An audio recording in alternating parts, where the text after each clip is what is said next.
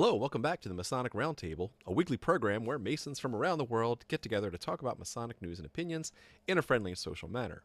As a reminder, the thoughts and opinions expressed here are solely the opinions of the participants and do not represent any Grand Lodge statements or positions. Make sure you keep your conversations open for the public and on the level. As always, we love chatting with you live, so if you are watching this live, Thursday nights at 9:30 Eastern, hey, we'd love to see you in the Facebook chat, the YouTube chat, and then if not, those chats are available to watch later. So join in the fun, even during or after. Let's see. Who am I? I am John Ruark. I'm a past master of the Patriot Lodge number 1957 in Fairfax, Virginia. And next for introductions, we'll have Jason Richards. Hello, Jason.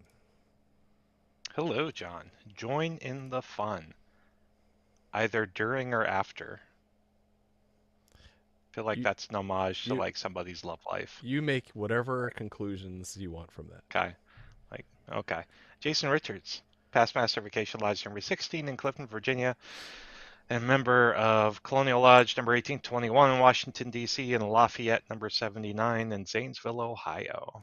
Woo! There's our first woo of the night. Next up, Joe Martinez. Good evening, Joe. Only one woo? That is so far. Not okay. All right. Well, there'll be more woos tonight as we talk about each other's opinions. But hi, Joe Martinez. There's my name. Let's see. We're doing everything today. So current master of Manassas Lodge number 182 and a whole bunch of other lodges. Woo woo. As you can see, I'm in my mobile command center called the Upstairs because I don't have access to my office tonight. So you'll find out why in about 5 seconds. I was going to say, that's odd. I wonder why. It's foreshadowing. It's foreshadowing even. All right. And, of course, last but not least for tonight, the one, the only, Robert Johnson. Hello, Robert. Vsauce here. I'm in Joe's office. Yeah. Look at that. That would be why. Robert Johnson, past master, Waukegan Lodge 78, current sitting secretary at Space Novum 1183 in Libertyville, Illinois, the premier education lodge in the state of Illinois. Good to be with you guys. Awesome. It's great having you. We had Robert Marshall on last week before. We got Robert Johnson now. It's like Joe is like the Masonic Airbnb in like the East Coast. So if you ever want to stay at Joe's, send us an email over to the Masonic Roundtable. And your name is Robert. Only people named Robert in their first or middle names. How cool would it be though to have like a Masonic themed Airbnb, right? Not in my house. I don't like people, so they're definitely not staying with me. You know what? No. That's pretty cool. No. There was a brother of my lodge who may be a current district deputy who had been pushing a Masonic themed Airbnb type of platform for a couple of years. Bro B&B? Like, from the standpoint of it's almost like couch surfing, except, with Masons. Huh. Interesting. Could work. Can't imagine why it never took off. Yeah. Sounds biased. It does. Your face is biased. Before we get into tonight's topic, definitely want to give a shout out to all the patrons who support the show. You guys are awesome, and you rock my socks off. So keep on doing what you're doing. We love chatting with you off Thursday nights in our little Secret Squirrel Facebook group. You guys are awesome, and we have some really candid conversations in there. I love how it's like a safe space for Masons to bounce ideas off each other, throw out the really weird questions, and every week there's always something new there. So if you want to join in on the fun, head over to patreon.com/the Masonic Roundtable. Yes, Joe. Speaking of fun, just wanted to let everybody know that the Masonic Roundtable is moving into the more of the 21st century than we have been. Today, we finally broke 1,000 followers on TikTok. So that means you now get to see live content from your favorite people. So everybody here, except for Jason, will be on TikTok doing live stuff, and maybe Jason sometimes. But so be on the lookout for that. I think our handle is at the Masonic Roundtable. Is that right? It is. Okay, so check us out on TikTok. And we will probably be going live tomorrow morning from a secret location. Woo! Hence why Robert's in town. Yep. Robert always brings the good conspiracies with him. So we'll see it then. All right. Well, tonight's topic is on the topic of cognitive biases. So if you recall way back in episode 36, we did a series of logical fallacies, logic being one of the many arts and sciences that we are supposed to be familiar with as Freemasons, and thought it was good to dive deep, especially into conversation about the logical fallacies we have whenever we debate. And then there's a corollary to logic fallacies as well, which are cognitive biases. So tonight, we're going to talk about a variety of cognitive biases that you probably have, because you're a human and we all have our own influences and our own mistakes that we need to correct. But the first step of correcting a mistake is knowing that it exists. The first step of a 12-step program is admitting you have a problem. So tonight, we are going to cover a plethora of cognitive biases and what they are, maybe where you might have seen them Masonically, and maybe what to look out for in the future. So what we're going to do just like we did for logical fallacies, we're going to do a round-robin format where we're each going to take one and go around, do a short thing, and see how many we can get through within the hour. There are many more than we can cover in a 1-hour show. We hope to give you just a taste of some of the biases that you probably have. So just as a reminder, cognitive biases are these systematic flaws in thinking when we're trying to interpret the world. We as human beings have been trying to react and bring in all this information, and information is getting even more dumped at us all the time in the information age. So we have to make sometimes irrational conclusions about things just to make sense of the world. But in doing so, there's a lot of danger and false judgments that you can make. And so what we're going to do is walk through some of these cognitive biases and then see how we can correct for those. There are many more. We found most of these codified in a website called yourbias.is, Y-O-U-R bias.is, but it is not a complete list. It's just kind of the highlight reel. We'll start with Jason with the first cognitive bias. Go ahead, Jason. All right, so we're going to open up the conversation tonight on anchoring. So it's not just a weight that drags you down, but it is the cognitive bias that says that the first thing you judge influences all of your judgment that follows. So the idea that you can't ever break free from your first impression. And so, you could, meet somebody like Robert Johnson, and maybe he's in a bad mood that day and hasn't had his coffee. And he's just rough around the edges. And you're like, man, that Robert Johnson, he sucks. Like, he's the worst. And, when you benchmark him there, not giving him the chance to, see him on a better day, perhaps, or whatnot. But I think a good Masonic example of anchoring specifically is focused on, like, anchoring happens a lot when you're looking at monetary things and price. And so for me, anchoring comes into play a lot when we talk about lodge dues. Yes. So you go into a country lodge and you get raised in a country lodge and the dues are like $30. And so that's all you know. And then you move to DC or New York City, you want to affiliate with the lodge there, and the lodge dues are over $200. Whoa. You're like, whoa, what's going on? Like, what? I don't understand. Ultimately, it seems out of place for you, and you make judgments based on the fact that you are anchored in, a different due structure or a different, idea of what the, fiscal responsibility is of a Mason and Lodge. Well, there you go. So always remember that your decisions may be influenced by the anchoring effect All right, Joe, bring it up for the next Also, one. also applicable to dues raising discussions as well.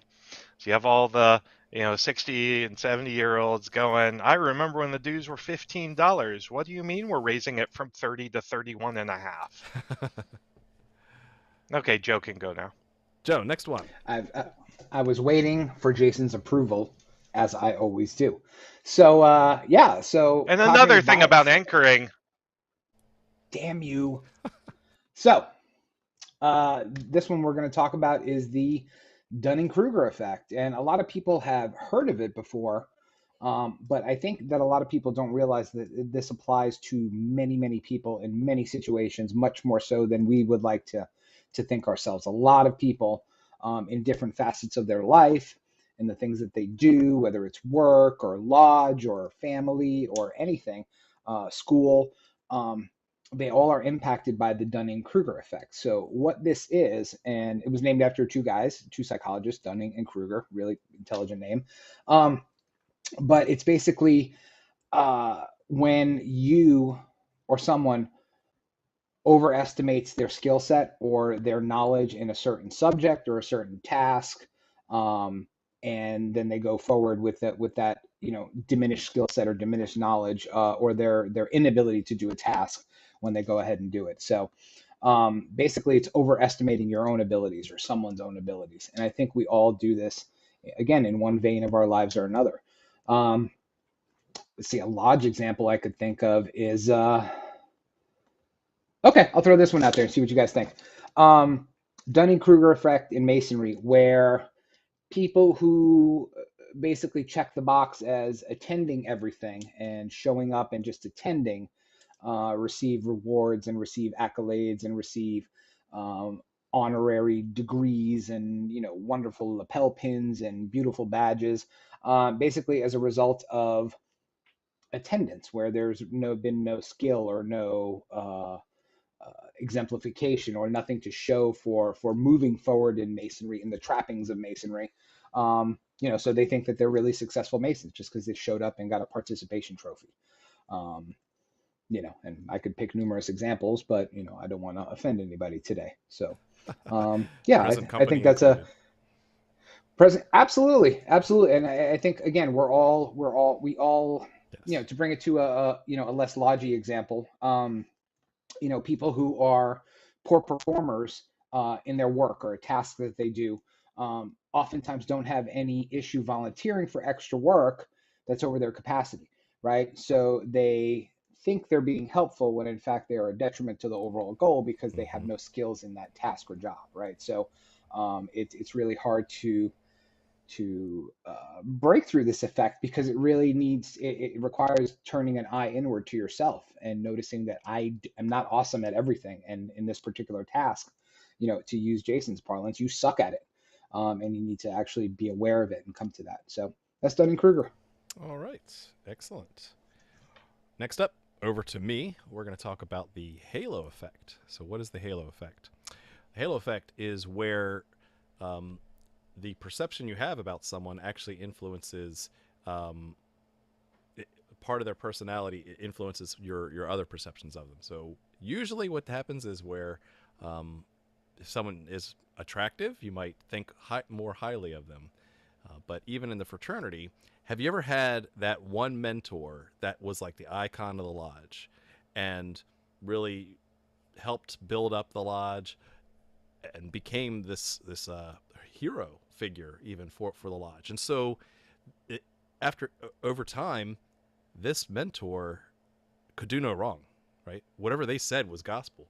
And so that doesn't mean they're perfect, but you're now your perception is being enhanced because of your view of their personality. So if you ever even think back to, say, a Grand Master that did a lot in their year, even after they're out of the Grand East, you're like, man, that guy was really awesome, and everything he does afterwards, he can do no wrong. Everything he touches is gold. That you're definitely being influenced by the halo effect, and you see this outside of lodge too when you look at the hero worship that goes with politicians, for example, regardless of what side you're on. That whatever they say is true, and they can't be wrong about this because I've believed what they said before, or I like what they've said before. And so just be aware that, when they say never meet your heroes, but also realize that good or bad, you can be influenced by the halo effect. I think there's another term for the negative side of that, where if you don't like someone, even if they're telling you something that's truthful, you will be influenced by a negative perception of them. All right. Let's head over to Robert. Let's go to yours. So the first one to cover for us, right, is this idea of reactance.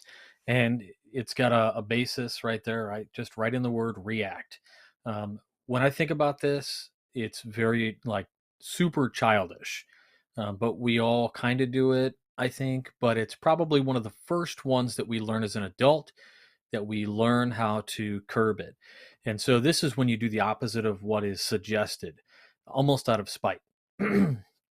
Or based on who suggested it. For whatever reason, you've got something against that person or whatever the case is, and you decide, I'm going to do the opposite thing. Your parents tell you not to date this person, and you're like, oh, not only am I going to date that person, I'm gonna date the dirtiest version of that person or whatever. Speaking Ew. from experience, or What? No, but the Lodge experience, I do speak from. The one I would say would be like if we say, hey, let's go ahead and raise the dues, right? And then what happens is instead of raising the dues, not only do they decide to keep them the same, they might do something additional like spend more money, or a personal example would be like if you had a district team and you were the DDGM, and then you decided, hey, I want to make these suggestions for the officers to move around in my district team for when I leave. The person I suggest to be DDGM is not the person that's chose, so they pick somebody else, right? It's there's a bias there, in particular that tends to happen, I think, with just some people. I mean, in the fraternity, it exists quite a bit just due to the nature of what we do. Like we're a fellowship, and people talk, and there are cliques of people, and there are people who No. might go, "I'm not gonna. We're not. No matter what, Like if John, you were in the membership committee. Let's say you left them on good terms. I don't know if you did or not. I'm just speculating. Let's say John leaves the membership committee on good terms, and he leaves them a list of open things that are all, ready to go and set up, and they just take it right away, and they just throw it in the trash because maybe they don't like John or something, right? Or I don't want to deal with that because I only want to deal with what I'm deciding to do. So it's kind of a push away from it, but it's really childish. You bring up a good point, because now that's linking two different types of cognitive biases. You're linking a negative halo effect with a reactance effect. So these things can be linked as well. Mm-hmm. Awesome. I call reactant effect Mondays. I didn't know it was a thing. Like, man. Pre-coffee Joe. All right. Over to you, Jason. Next up. Next up, we're going to talk about the mother of all biases. And you see this all the time, even among the TMR hosts, and that is confirmation bias. This is the cognitive bias where someone favors the evidence and the information that confirm their pre-existing beliefs. And so on social media, you know how much of an echo chamber it is. If I'm scrolling, I'm going to look at the information, that is more politically aligned with, my particular persuasion. In Masonry, I see this a lot in the conversations around the ecumenical nature of Freemasonry and whether or not it should truly be open to all religions under the fatherhood of God or simply Christian. And so a good example of confirmation bias is that if someone is a knight Sir Knight in KT, and they eat, sleep, and breathe. Hey, KT is Christian only. I am, Sir Knight, Freemason, and then their Blue Lodge hosts a really cool event like Joe did, celebrating Ramadan and our Muslim brethren. A brother, might choose to, who comes from kind of that persuasion of always associating Masonry with Christianity, may choose to, read the article from the KT magazine talking about, well, Masonry really should be Christian, as opposed to, accepting and understanding that there are a lot of different religions and religious persuasions within Freemasonry that should all be celebrated. But I'm only going to research those Ooh. things that align with my confirmation bias. Zingy. Zingy. All right, Joe. Next one. Zing. What shall we talk about? Oh, good one. So the next one is the Barnum effect.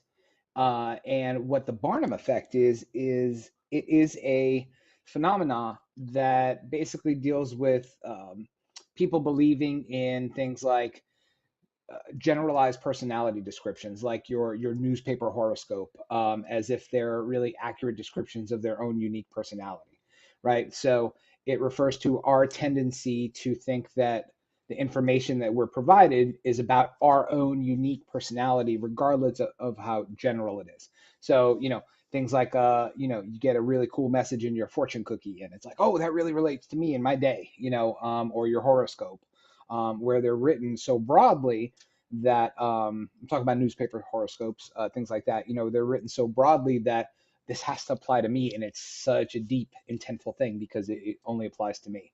So, funnily enough, this was named after P.T. Barnum. Brother Barnum. And brother P.T. Barnum, which had not a nice quote, but I will quote him and say he was quoted in saying, "There's a sucker born every minute." And as you know, P.T. Barnum was in the circus business, during the late 19th century.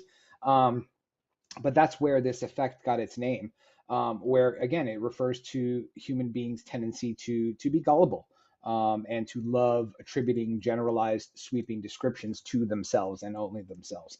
And I think a really good lodge example for this is our progressive lines. We a lot of people, or a lot of lodges that work on progressive lines and progressive lines only. Like, you show up, you sit in the chair, you move up to the next one, where there are really no qualifications or no expectations of the position and what it dictates and what it expects of you. Where people, within you get guys that are raised, and 3 years later, if they're in a lodge that's really tight on people and things like that, they could become worshipful master. And the Barnum effect applies when, we talk about in our ritual, and I'll be generic and talk about, we say the worshipful master has wisdom because he represents a certain person and things like that. But just sitting in chairs for 4 years doesn't suddenly make you wise. And it suddenly doesn't give you the ability to run an organization like a Masonic lodge. So your virtue of sitting in that chair does not automatically grant you that magic power. It doesn't come from the chair and, go up your butt into your head. It does not work. It grants like you the grumpy power. That's the year after you get out. Yes, immediately. absolutely right. Immediately thereafter. But yeah, I think that's a good example, because just by your virtue of sitting in that chair doesn't mean you get all of these innate abilities to do the things that are asked of you to do. So that's the Barnum effect. Nice. Awesome. All right, next up is me with the cognitive bias of the belief bias.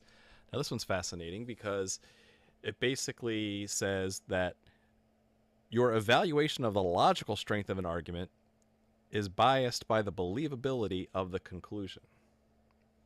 So basically, you're skipping over logic and saying, this must be true because it sounds true. I believe it to be true. Now, boy, there are a ton of these in Freemasonry, the least of which being we descend from Knights Templar, right? It sounds good. Let's not talk about how there's no historical link or accuracy that can connect the Knights Templar with the operative or speculative guilds that became our forefathers in Masonry. But it Don't sounds good. spoil our future episode. That's true. And so this is often true, and this is one of my pet peeves of quote unquote research in Freemasonry, where anytime someone does their own research on a Masonic topic and they're really pulling from their own assumptions, their own conclusions, they're not reading source material, they're not referencing source material. But, I think that this symbol means this to me, and they might put together a very well thought out logical argument, but that doesn't make it true. It doesn't make it true. But the fact that it sounds true, that you could have a whole lodge presentation that has absolutely based in zero fact, but you could convince every brother in there that is why that symbol exists, or what it is supposed to mean in modern days. And so, you got to be careful. I feel personally attacked there, John. I'm just saying, we've all done it, myself included. That's literally every presentation I've ever done in my life, ever. No research. No research. That's a lie. Just wing it. Yeah, come on. So it also relates to me, this belief bias of, well, that's the way we've always done it. Right? That phrase evokes the belief bias, because, well, that has to be the way we've always done it. I believe it to be true, even though I'm not going to do my research and see if it was actually done like the way music was played, by the Grand Lodge in the past. But the way it's always been that way, that we don't have music in the degrees. So therefore, I believe it to be true. So that's food for thought on the belief bias. Yeah, that term evokes aneurysms in my brain when I hear that. So that's what it evokes. Alrighty. Next up, Robert Johnson. I think, just in the interest of time, I want to make sure I talk about this one in particular, which is what's called self-serving bias.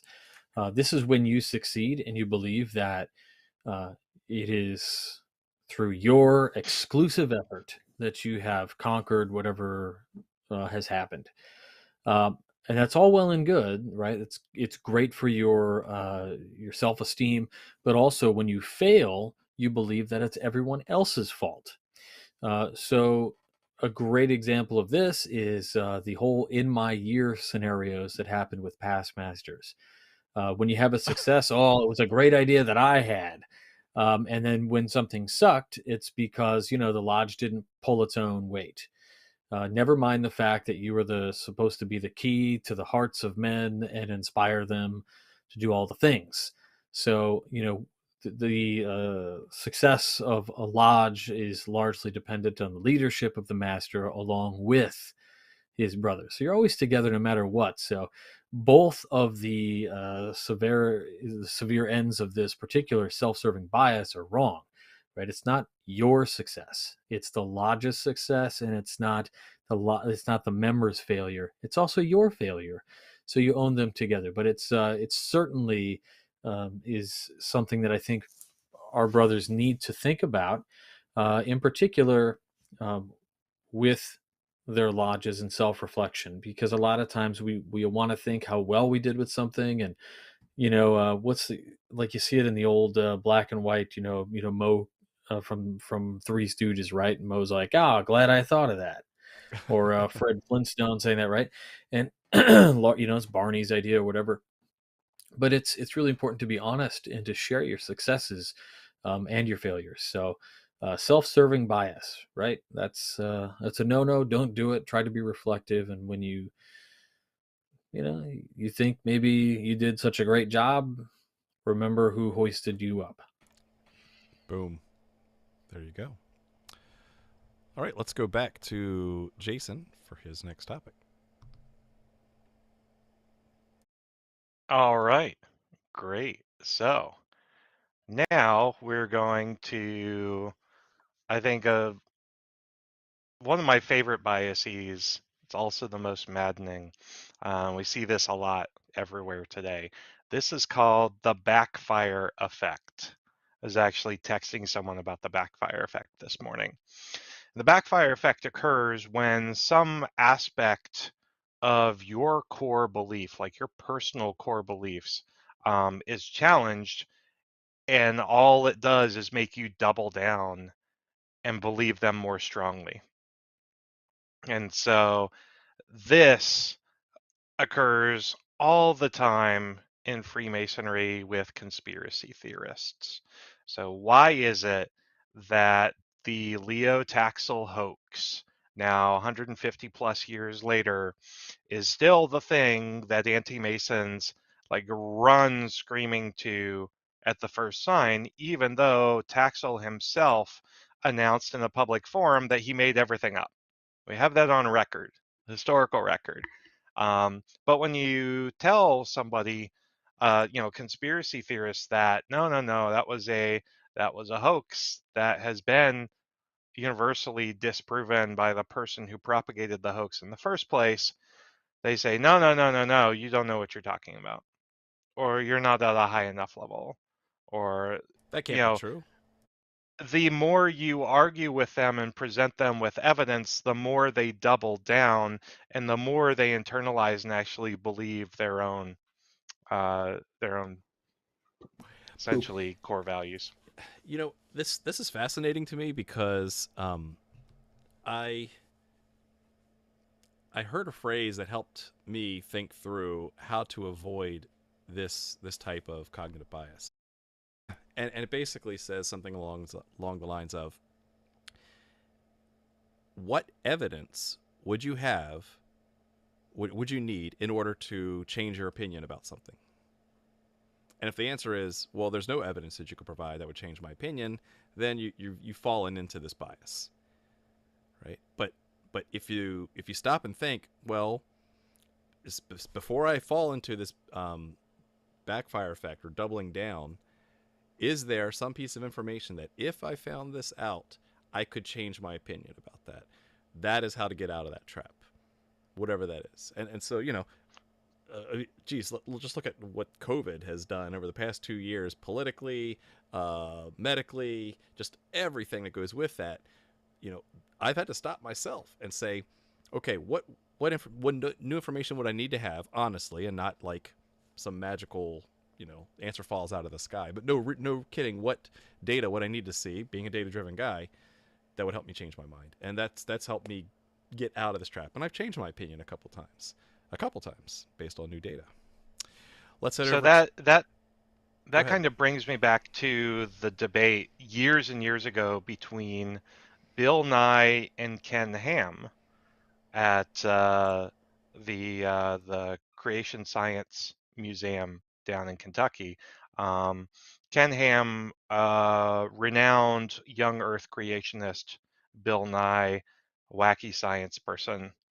They met together, had a televised debate, and the last question that the moderator asked to both speakers in the debate was, what would change your mind? And Bill's answer was evidence, and Ken's answer was nothing. Well, there you go. All right, Joe, you're up. What's your next cognitive bias? Woo! We have All the right. woo bias. So, the woo bias is not a bias. It is a method of framing your thoughts for positive outlook on the world. Don't That's what the backfire woo affect is. it. Anyway, woo! So, we're going to talk about the next one we have is the framing effect, which I like, and I think it applies to Freemasonry on several levels. But what the framing effect is basically a cognitive bias that we have that impacts our decision making, and where we as human beings like to see choices presented to us. We love choices. I think that's why we all took Scantron tests back in the day, right? We love choices. But you young kids don't know what Scantron is. You're blessed for that. But basically, it's like looking at two different kinds of meat. You go to the store and you're buying ground beef. You have one that says um, uh, only 25% fat, and you have another one that says 75% fat free. So your mind think they're both identically the same exact type of ground beef, but your mind gravitates towards the ones that has the more positive value to it. So 75 fat free sounds better in my brain, and I'm going to choose that one, even though they're both identical. So our But mind it's likes less to, delicious than but it is 25% fat. agreed. You don't make burgers with that, but 85-15. That's how I go. But um, when you get these 50-50 choices, or you get two choices, you always want to lean towards the positive value, right? And it really frames how we decide things. So I think a good example, going back to Masonry, when it comes to the framing effect, is our membership statistics, right? We have the doom and gloomers. I like to call them the realists, where they look at membership numbers and see that that is him right there, poster child. That is going on a lapel pin. But we have the folks that look at it from the negative aspect. We lose X number of people per year, and the fraternity as a whole has less members per year. That very same statistic you can give in a positive way. It's like, well, we've only lost X percentage this year, where in a previous year we lost more than that, or something like that. Or we've gained 1, 2, 3, these types of numbers year over year, and skipping over the loss, right? So you don't talk about the negative or the delta. You just focus on the positive. My lodge gained 3 new members this year. That's awesome, but 14 of them died in the same year. So it's the same membership statistic. It's just given in two different ways. And I think in a lot of ways, Freemasonry suffers from this framing effect when it's looking at numbers in a realistic way. Whoa. So you're saying that people will actually use numbers to deceive people to tell the story they want to tell? That is a very direct question. And I'm going to give you a weird, superfluous answer. And I'm going to say that maybe kind of, sort of, that they do, but you can look at the same statistic, and you're Mr. Statistics. So I would say you probably have statistics you could throw out and show a positive and a negative, where again, it sounds really good. And it's like, oh, it's not so bad, versus, oh my God, we're all going to die. But your brain likes to tend to gravitate more towards the positive choice, even if they're both the same. Going back to the ground beef, right? Even if they're both identical, you're going to pick the one that feels better to your brain. Which, again, this is a combination of biases as well, because if you're putting together a statistical presentation, like I've done, you try to not look for confirmation bias in your framing bias, because as you're gathering the data, if you come in with a presupposition, which is not a scientific method, right? You're trying to look for the bad, then you're only going to frame it around the bad and tell that story, right? So if you're doing this, you really need to keep an open mind. Yeah, absolutely. And real quick, it just doesn't have to do with statistics. Right. There are things like framing, like marketing. The marketing industry itself knows all of these biases and knows which ones appeal to our brains and which ones don't. You have visual frames. Things like certain colors and imagery will make us more think more positively about something versus negative. Certain types of, you can look at fonts and say, this is cool, this is not cool, I like this, I don't like this. I think my headset died. They have a square and compass on, therefore they got to be good people. Got to be good people. Mm-hmm. Maybe not always. Okay, next up, over to me, we'll talk about the cognitive bias of groupthink. And this is much more common in this fraternity than you realize, because it's the psychological effect where the group of people tend to make decisions based off of how they want to look compared to the rest of the group, as well as preserve harmony or conformity with the rest of the group. So no one really wants to be that guy who throws this dissenting opinion out that's like, actually, I'm sticking my neck out here because I'm the only one who disagrees with this conclusion of what lodge event we should have, how we should spend our budget, our dues, etc. And when I read this one, this actually was fascinating to me because it literally used the word, desire for harmony. And then what do we preach in Freemasonry? That harmony is the strength and support of all institutions, more especially this of ours. And so I know you can think of examples of where there's been a voice vote taken up in lodge. There's been officer meetings where no one really wants to poo-poo an idea, and or no one wants to speak up, right? That it's we just want to make sure that everybody's happy. And then geez, this gets multiplied at the Grand Lodge level when you see resolutions get brought up to maybe change the law, and by the time it plays this telephone game and gets up to like these high level committees, it gets so watered down because it's death by committee, that this groupthink bias comes in and says, well, we don't want to offend, so we're just going to tweak this a little bit so we preserve harmony, so we preserve this fraternity of ours, and we don't want to rock the boat too much. And by doing that, you're not taking a stand. You're falling into this trap of groupthink bias. And so you have to be really careful about that. And if you see it happening, stand up, right? Force the issue. And it's hard because you're putting your neck out there too, because you're going against the tribe, because we are tribal people. We want to get along nice. We don't want to be kicked out of our tribe. We don't want to be kicked out of Freemasonry, right? For example.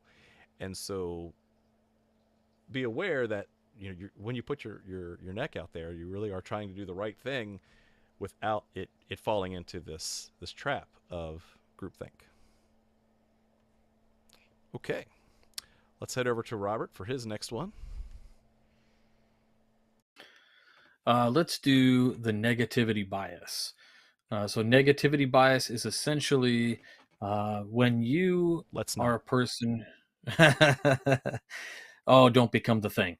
You focus on negative things so much that in fact it impacts the rest of your life in such a way that you view everything as negative.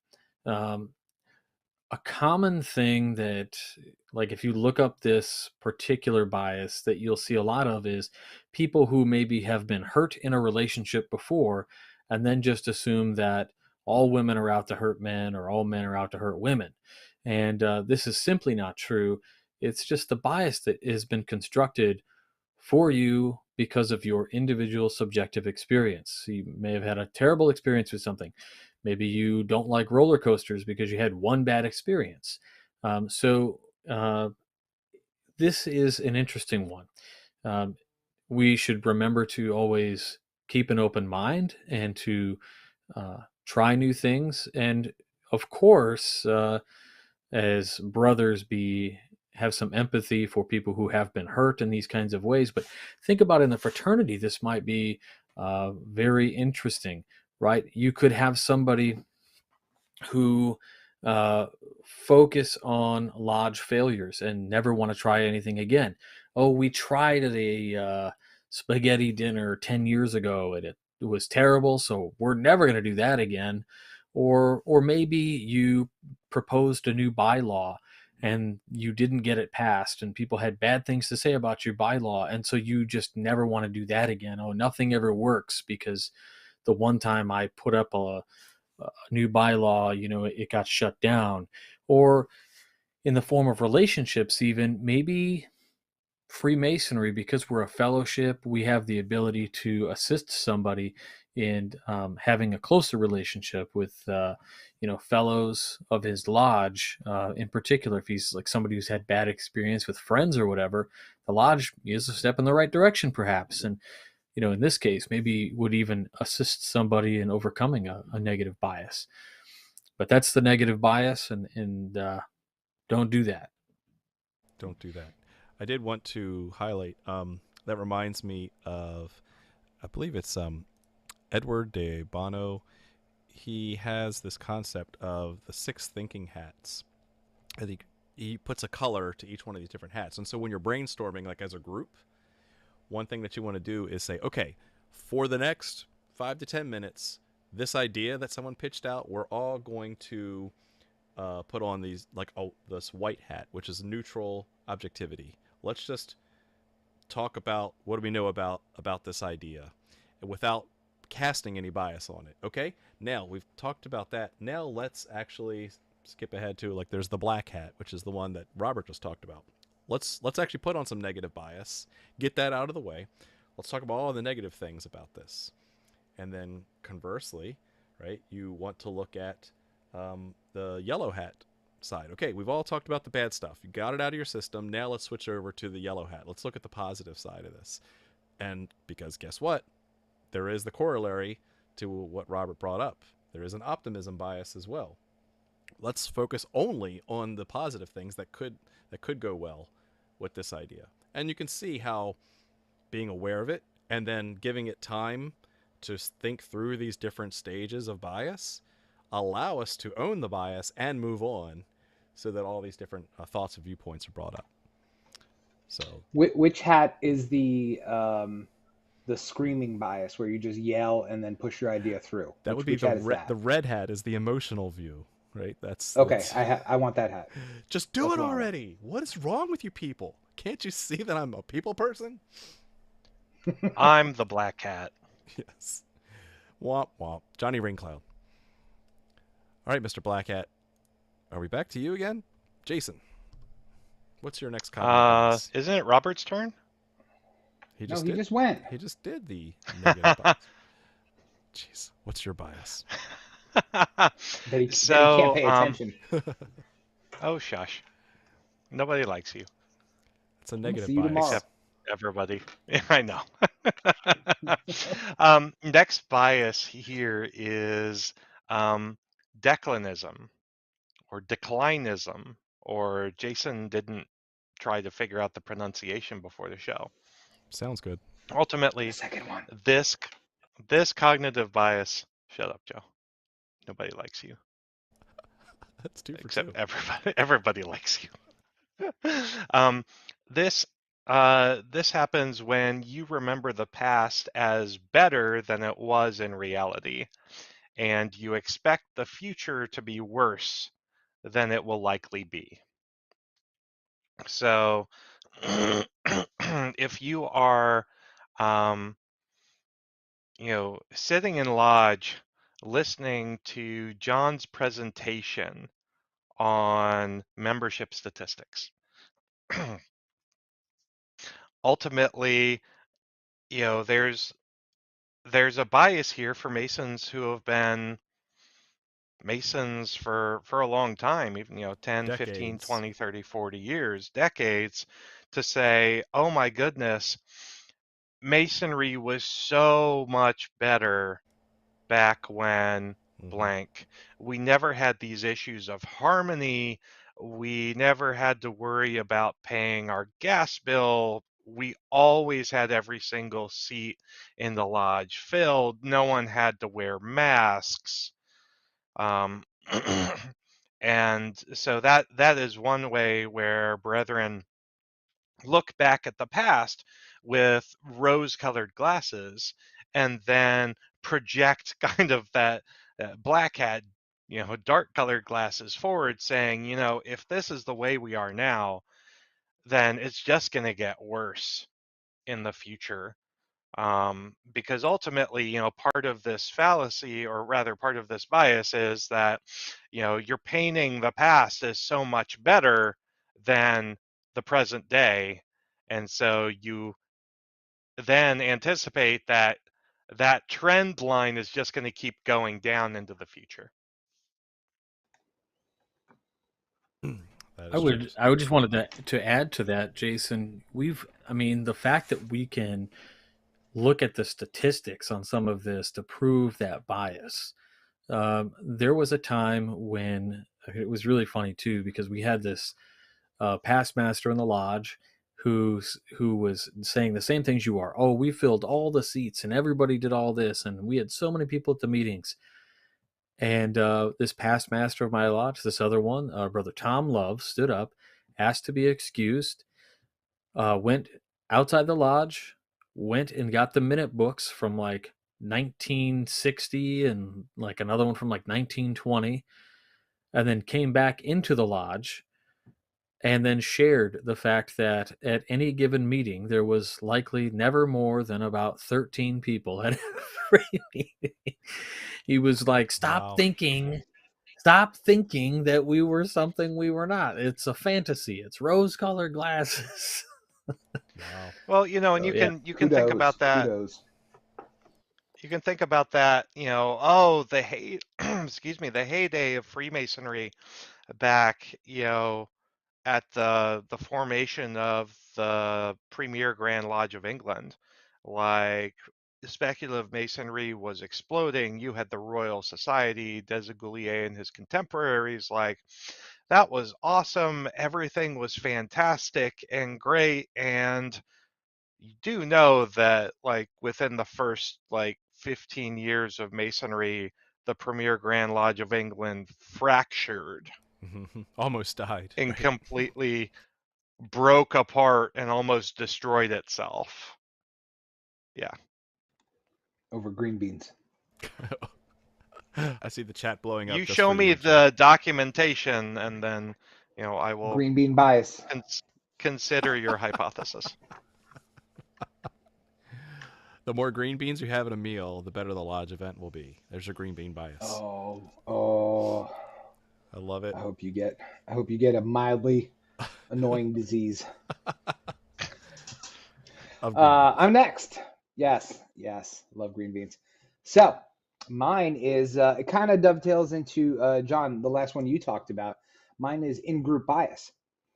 And a great example of this is, in our politically charged, we can't go 5 seconds without making a political comment, whether it's social media or at our dinner table or on the street when you see a bumper sticker. We're just so politically charged as a society.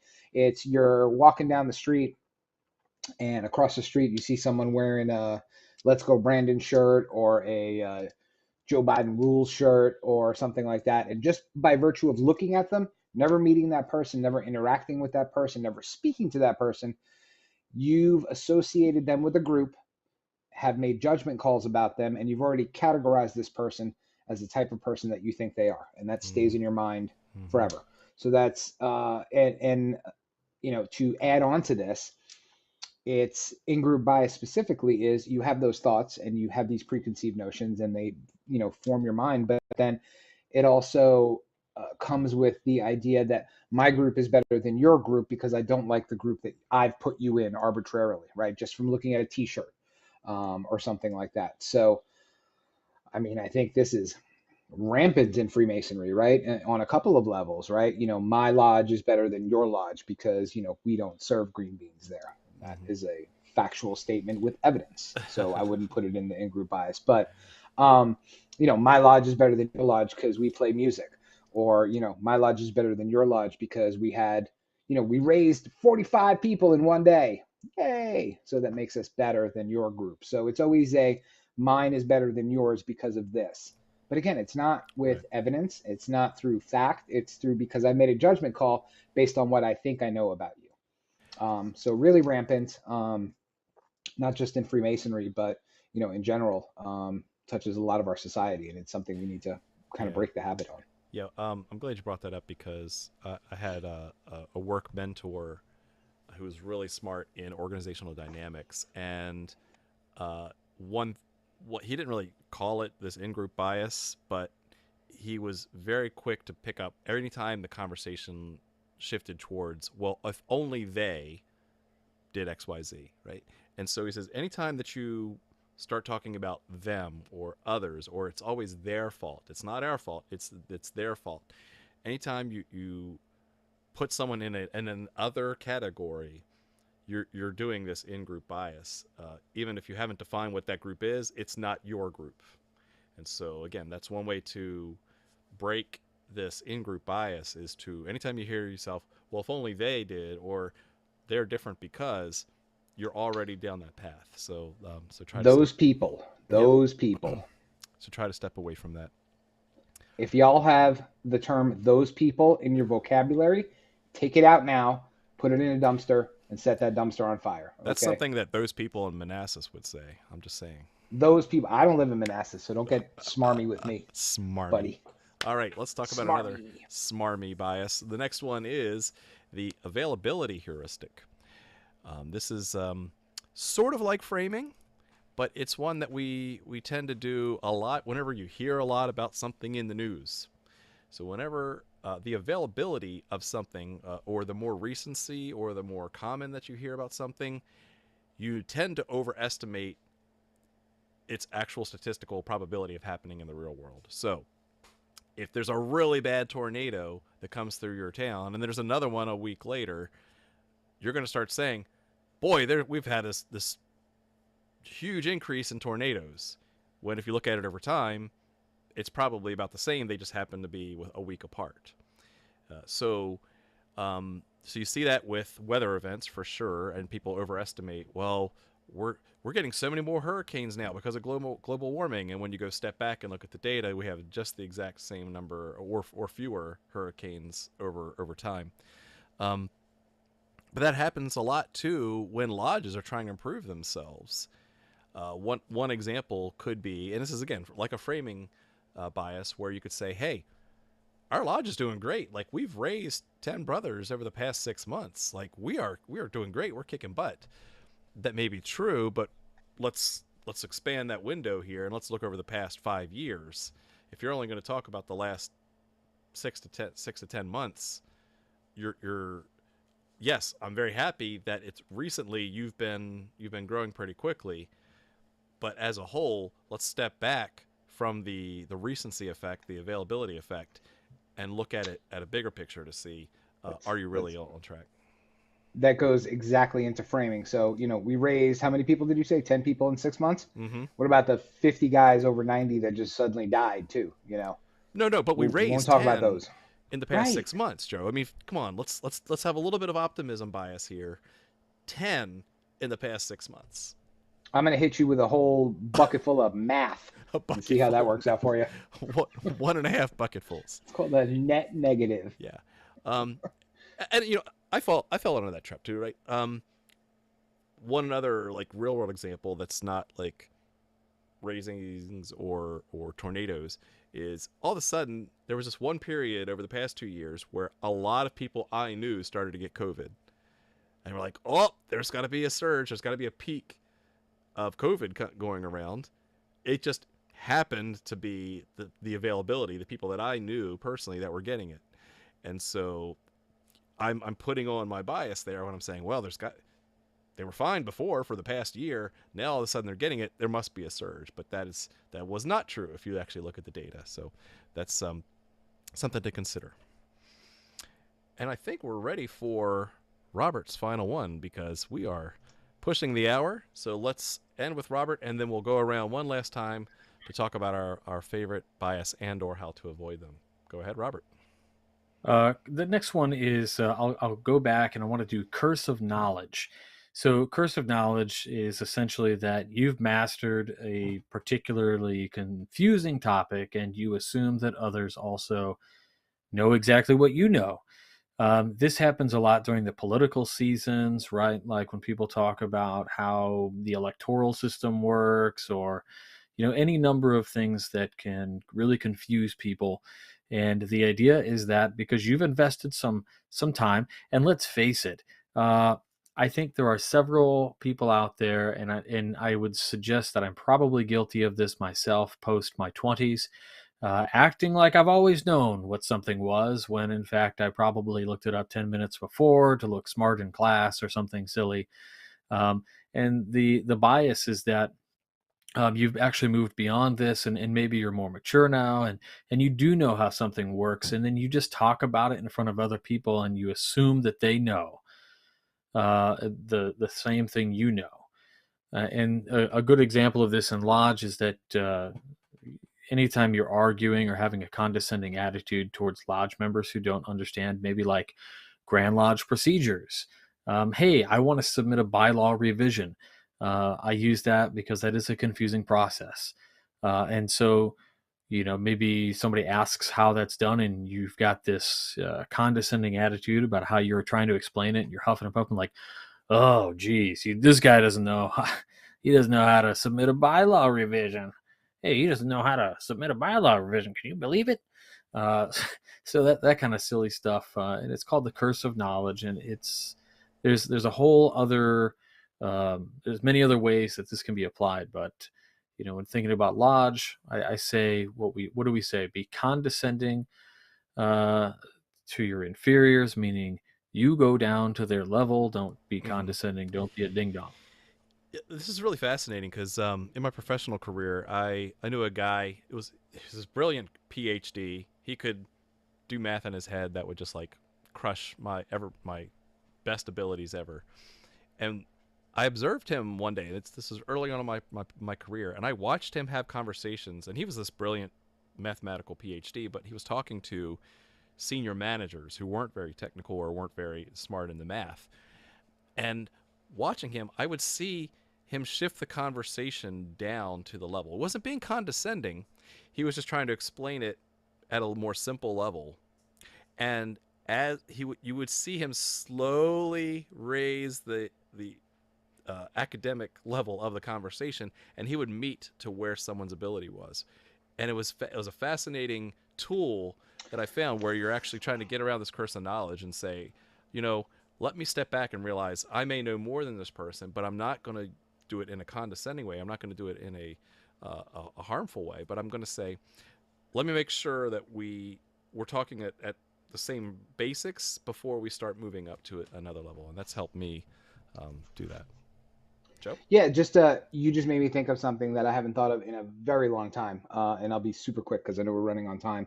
But those of you that were in the military, you've heard this, probably said a lot more meaner than I'm saying it now. But when you train soldiers or you train your seamen or your airmen or what have you, when you're in charge and you're supposed to train them, you're always supposed to train to Train the your what? least common denominator in the room, right? So your training needs to be revolving around the person that has the lowest skill set, or is at the bottom of the list when it comes to stuff. So when you walk in there, you don't speak over their heads and you don't speak, you know, 14 levels above where their skill set is. You go down to the, again, it's said a lot more harshly than lowest common denominator, but you speak and train to the lowest common denominator in the room so that everybody has that same baseline when you train them. So Excellent. All right. We could go on for hours, but this is a 1 hour show. It's late. We have stuff to do tomorrow. So what we're going to do is we're going to go around one last time and talk about how can we correct for these, because we've shown a handful of those. There's many more out there. But Jason, why don't you kick us off and tell us, why are we talking about this, and how can we be better men and Masons by being aware of these cognitive biases? Ultimately, there's a good difference between logical fallacies and cognitive biases, whereas logical fallacies really in every case are things that are detrimental and undermine the validity of an argument. The cognitive bias isn't necessarily inherently a bad thing. Ultimately, a cognitive bias is our brain's way of, kind of supercharging our thought pathways so that we don't, completely overanalyze something to death. It's a way to, you know, kind of think fast as opposed to thinking slow. And so the key here is recognizing what the biases are, and for things that are important, taking a step back and assessing whether or not, you know, any of your fast-tracked neural pathways are perhaps leading you to paint a picture of a situation that isn't really reflective of what's going on in reality. And so understanding biases and recognizing them is critically important to ensure that you are filtering and perceiving information the way it should be filtered and perceived. False. I don't like you, therefore I believe you're wrong. I second that. mean, I'm glad we got this out of the way 8.5 years into the show. Like, I I love never you, liked Jason. you either. I love I you, love Jason. you. All right, Robert. Uh, So, question is, how why do we care about cognitive biases, and what can we do about them? well, because they actually plague humanity. They actually make it difficult to evolve cognitively as a species and move forward with solutions and things. These biases are, range from everything to as silly and subjective as we've talked about to, the ideas of things like, hot button issue today would be like the systematic, racial biases that exist all over the world, really. But we've had particular focus on here in the United States over the last decade or so, and really the only way to destroy our biases is to become honest with ourselves, and to really try to take stock in our own feelings, because like essentially you have a bias on something because there is an inherent fear of recognizing something, some shortcoming, or something that is uncomfortable about you or your family, or something. And so when we can move past those things in a healthy way, then I think that helps us out. But in all realms of these biases, whether it comes, there's a lot of things like John, you talked about a lot of the biases that were moved against us in the before time and during the COVID time, and not having those kinds of biases. I think as long as we're acting within good faith to make things better and get reflective, then I think we can overcome these biases. But it's imperative that we do. And to Jason's point, I know again we're long. To Jason's point, talking about the logical fallacies, don't commit the logical fallacies when you're arguing your biases. How true. Awesome. Thanks, Robert. Over to you, Joe. What do we do about these biases? Make sure you unmute yourself too.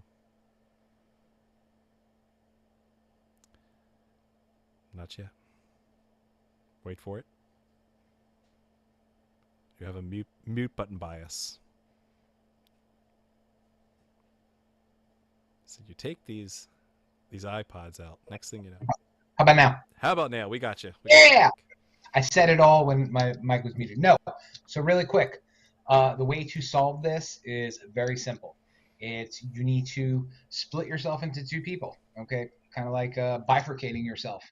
And that one person that has these biases, you leave that person there, and then you take that eyeball and you point it at yourself and picture yourself as an outside observer and see what he would think of the things you were going to say. So, that's the best way to look at your biases, very objectively. And it's really hard to look at ourselves objectively because we're all subjective people, right? We have brains and thoughts and ideas, and they're all about us. But if you can take that eye and turn it inside and view yourself as an external observer, you may get a glimpse of the types of things that you do and say and the biases that you present to the world, and hopefully change something about them. So, be the change, all that good stuff, whatever other pithy quotes I can give you, just to turn that eyeball inward and take a long, hard look at yourself. Just do it. Yep. And that's really the summary there that I was going to say is that it all comes down to know thyself, right? That's the whole point of Freemasonry, is to know thyself. And the only way to do that is through introspection and self-examination. And so you have to be aware of traps that you fall into and try to do less of those all the time, whether it be avoiding certain biases or fallacies, or whether it be strengthening in the virtues that you hope to emulate, right? That's why Benjamin Franklin kept his virtue card around, right? So grow in your strengths and avoid your weaknesses and be better every day. So with that, I want to thank you all very much for watching and keep searching for more light. Have a good night.